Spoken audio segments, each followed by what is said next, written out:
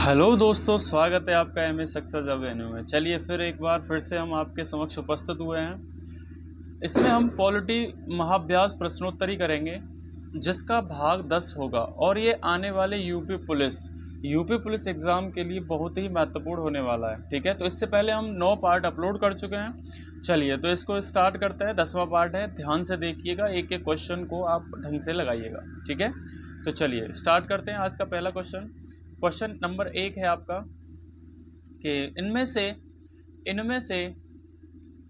से कौन सा वर्ग के नागरिक को किस निर्धारित उम्र के हैं एक मतदाता के तौर पर पंजीकृत किया जा सकता है। ट्रिकी क्वेश्चन है, आराम से पढ़िएगा, आप बता सकते हो। ठीक है, तो इसका सही ऑप्शन हो जाएगा ऑप्शन नंबर सी।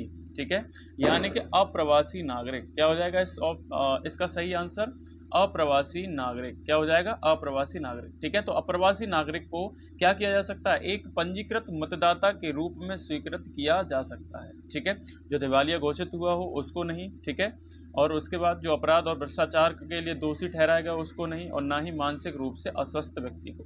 जो अप्रवासी नागरिक हो यानी कि जिसके पास भारत का पासपोर्ट हो और 180 दिन से ज़्यादा भारत से बाहर रहता हो, ठीक है, उसको क्या कहेंगे? अप्रवासी नागरिक, जिसको कहते हैं एनआरआई। ठीक है, नॉन रेजिडेंट इंडियन।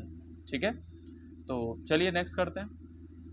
निम्न में से किस अनुच्छेद के तहत एक नागरिक को नागरिकता का अधिकार प्रदान किया जाता है जो पाकिस्तान से पाकिस्तान से प्रवास करके भारत आए हैं? ठीक है, तो ऐसे लोगों को नागरिकता दी जाती है आपकी, यानी कि दी गई थी आर्टिकल 6 के तहत।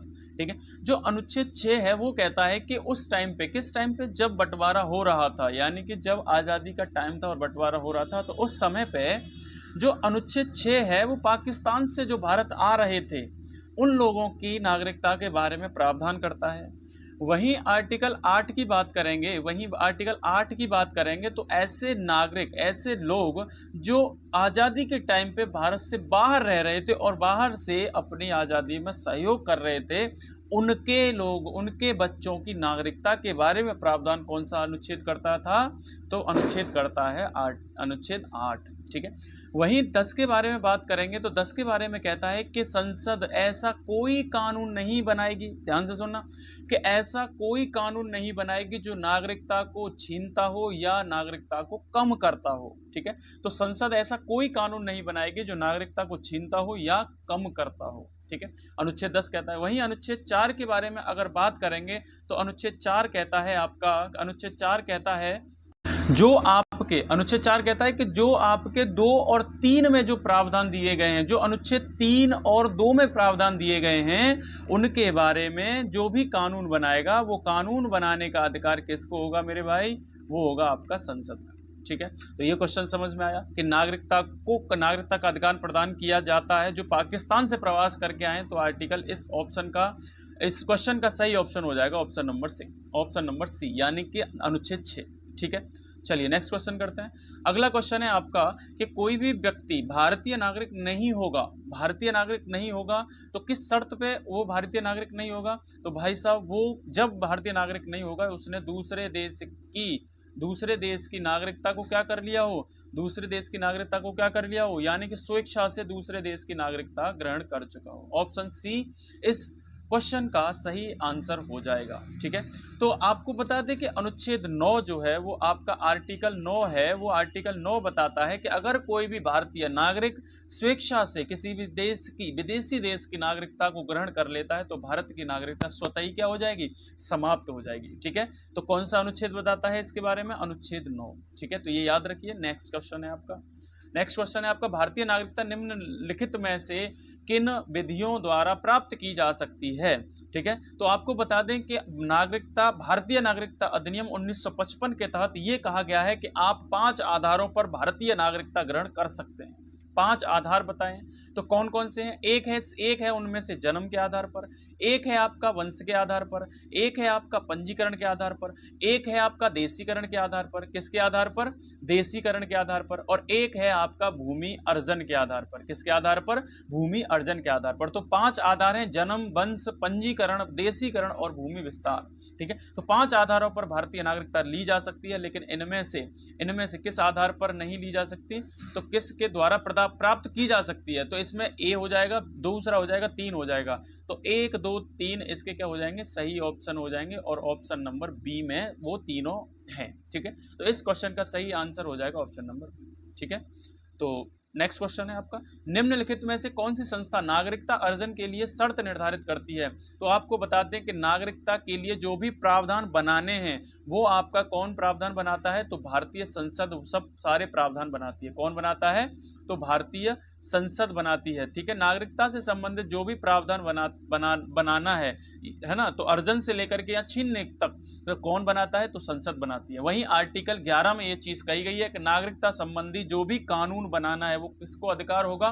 तो संसद को होगा। ठीक है, वहीं आर्टिकल 10 में कह दिया गया है कि संसद ऐसा कोई भी कानून नहीं बनाएगी जिससे नागरिकता छीनी या कम की जाती हो। ठीक है, तो इतना याद रखिएगा। इसमें नेक्स्ट क्वेश्चन है आपका, भारतीय संविधान का कौन सा अनुच्छेद संसद को नागरिकता का अधिकार विनियमित करने की शक्ति देता है? यानी कि नागरिकता को बनाने की, यानी कि नागरिकता को रेगुलेट करने की, कि कौन से कब मतलब किस प्रकार से नागरिकता छीनी जाएगी, किस प्रकार से नागरिकता दी जाएगी। तो इन सब बारे में नागरिकता के बारे में अधिकार जो देता है विनियमन करने का, वो अनुच्छेद कौन सा है आपका? तो अनुच्छेद 11 हो जाएगा।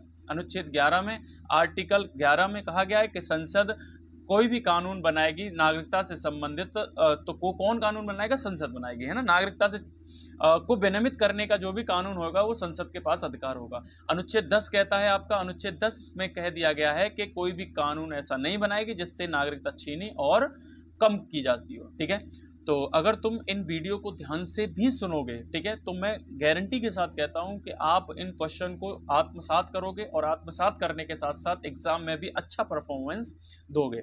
ठीक है, तो नेक्स्ट क्वेश्चन है आपका, बस आपको ध्यान से सुनना है। मैं एक्सप्लेनेशन बहुत अच्छी तरीके से आपको दे रहा हूं हर एक क्वेश्चन में। एक क्वेश्चन नहीं है, क्वेश्चन के साथ साथ कई सारे क्वेश्चन भी आपके कंप्लीट होते जा रहे हैं। तो भारतीय नागरिकता किसके द्वारा दी जाती है? तो एक बात ध्यान रखना कि भारतीय नागरिकता अधिनियम 1955 बनाया गया था, उसमें यह शर्त दी गई थी कि आपका जो भी नागरिकता दी जाएगी, यानी कि आपके 5 आधार होंगे, पंजीकरण होगा, देशीकरण होगा, आपका वंश के आधार पर होगी, आपकी जन्म के आधार पर होगी और भूमि अर्जन के आधार पर होगी। तो नागरिकता देने का जो प्रावधान है, यानी कि कौन देगा?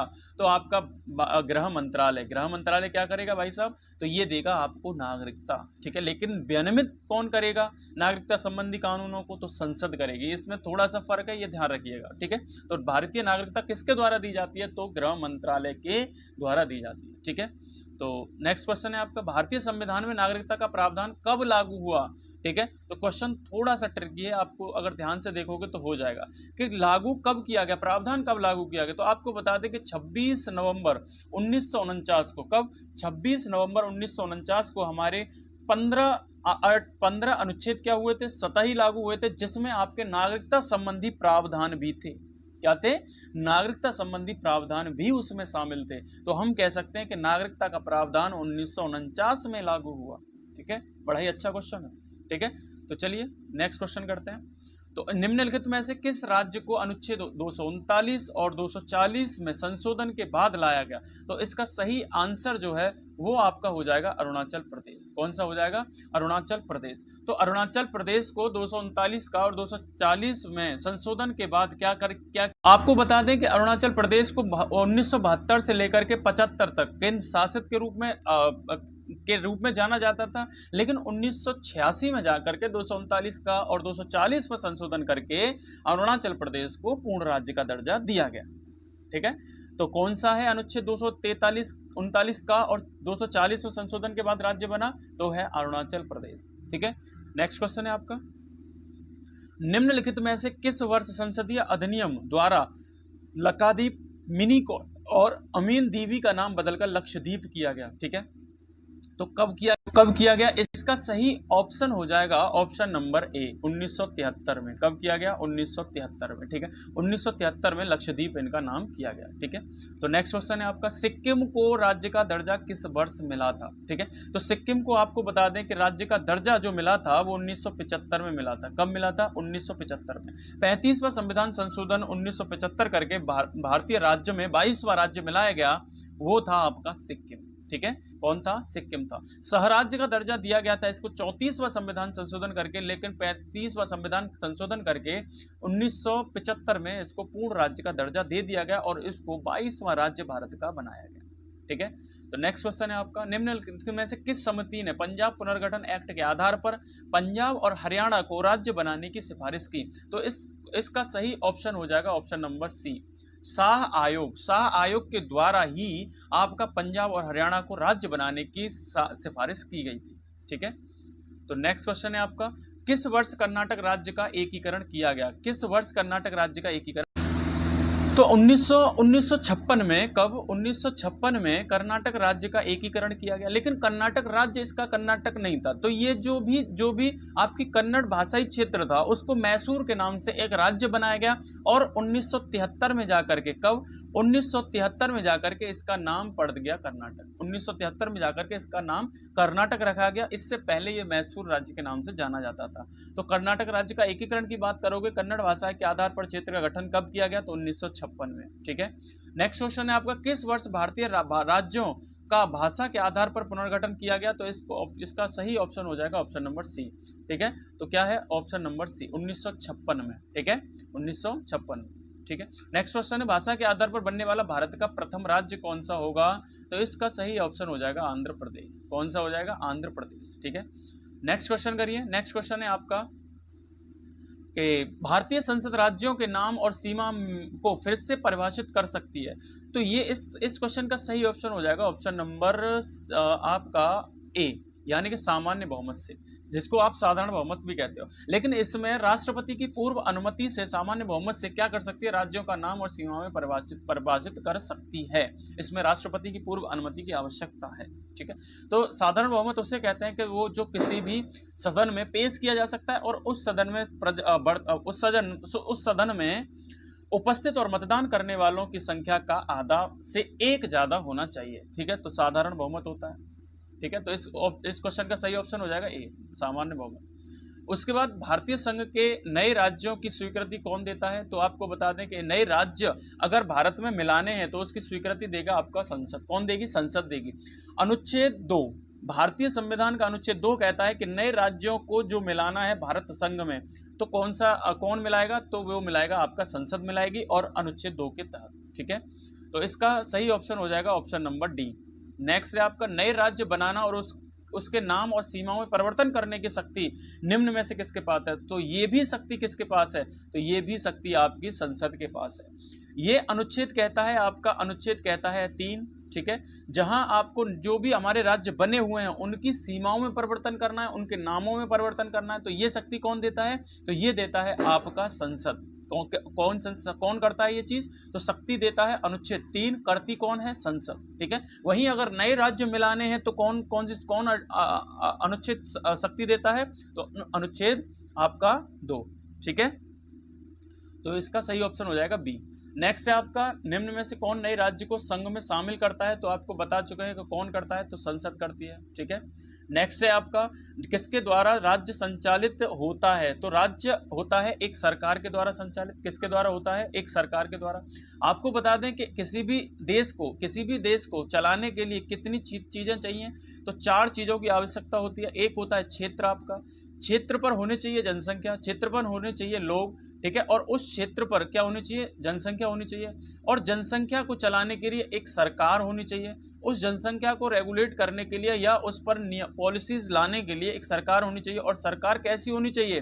तो संप्रभु सरकार होनी चाहिए। कैसी? संप्रभु सरकार होनी चाहिए, जो आंतरिक और बाह्य निर्णय अपने आप ले सके, ठीक है। तो नेक्स्ट क्वेश्चन है आपका, निम्नलिखित में से कौन सा राज्य का तत्व नहीं है? तो मैं अभी बताया आपको कौन सा तत्व नहीं है, तो आपका सेना इसका तत्व नहीं है। जनसंख्या, भूमि और सरकार, और इसके अलावा एक और तत्व होता है आवश्यक तत्व, संप्रभुता। कौन सा? संप्रभुता। तो ये 4 आवश्यक तत्व होते हैं किसी भी राज्य को चलाने के लिए, ठीक है। तो नेक्स्ट है आपका भारत के संविधान में भारत को किस रूप में दर्शाया गया है? तो आपको पता है कि भारत को राज्यों का संघ कहा गया है। क्या कहा गया है? भारत को राज्यों का संघ कहा गया है। ठीक है, अनुच्छेद 1 में, ठीक है, जो भारत है अर्थात इंडिया राज्यों का संघ होगा। ठीक है, तो नेक्स्ट क्वेश्चन है आपका कि भारतीय संविधान के अनुच्छेद 1 में यह घोषित किया गया है कि इंडिया अर्थात भारत राज्यों का संघ होगा। अभी बताया कि क्या होगा? राज्यों का संघ होगा। ठीक है, नेक्स्ट क्वेश्चन है आपका कि भारत संविधान में भारत को निम्न में से रूप में दर्शाया गया है। तो आपको फिर से एक क्वेश्चन रिपीट हुआ है, लेकिन अच्छा क्वेश्चन है, बार बार पूछा जाता है। तो एक संघ राज्य, यानी कि क्या होगा? राज्यों का संघ होगा। तो कौन सा अनुच्छेद कहता है? अनुच्छेद 1 कहता है। कौन सा अनुच्छेद कहता है? 1 कहता है। तो आज के लिए इतना ही है, मिलते हैं अगले पार्ट में। तब तक के लिए धन्यवाद। जय हिंद, जय भारत।